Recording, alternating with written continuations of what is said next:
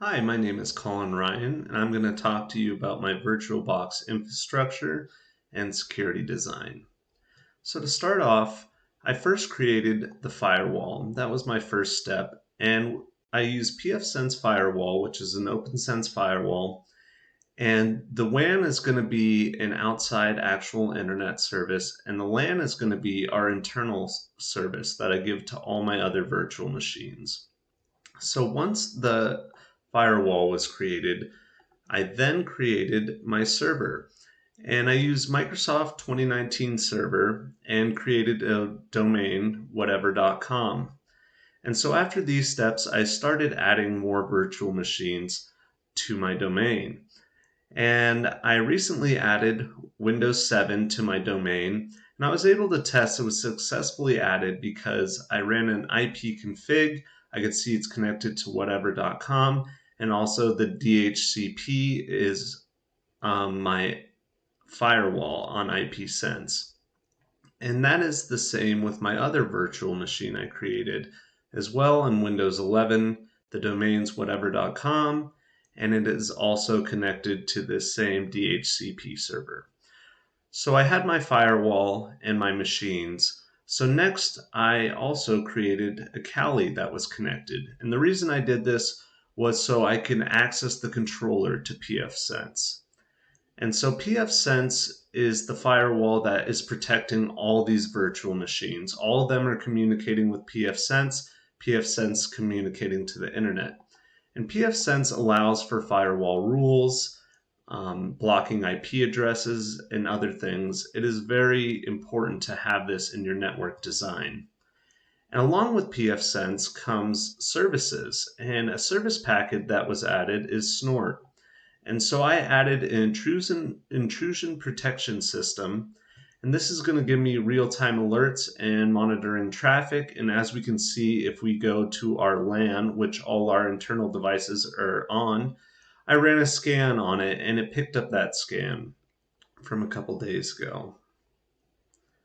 And so Snort is a very useful tool when combined with pfSense, because then you have a firewall and also intrusion protection system.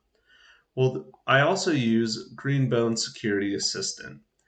And this is a way I could scan all my virtual machines and see if there was any issues with them. So for example, if we go to reports, I ran a scan on Windows 7 and Windows 11. So if we click on the reports, this Greenbone Security Assistant is going to show the results of the vulnerabilities it found. So it found one vulnerability at a 5.3 severity, weak host key algorithm. So it's going to give the summary of what the vulnerability is, how it was detected, the method, and the solution and mitigation for it. And now if we go back to our reports, so that was Windows 7, let's take a look at Windows 11. Windows 11, as we can see, we don't have that other vulnerability, but we do have the TCP timestamps. This is a low severity, but still if you click on it, you can see the summary that someone could compute your uptime, the detection result, detection method, the impact it can have, and also another solution for the mitigation. And so all these tools combined create a security in our infrastructure because we have a firewall that's blocking any incoming, outgoing malicious traffic and ports.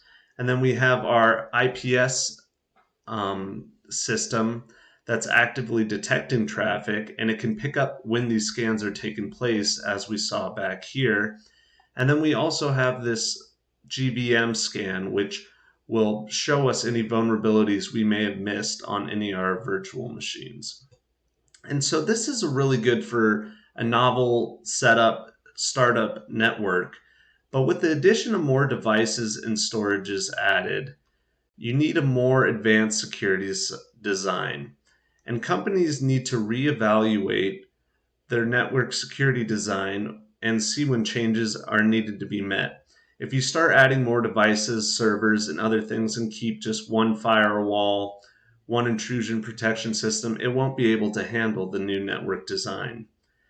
So with that, it would make them vulnerable to attacks. So it's important to advance your networking and protocols when your network gets more complex. Thank you.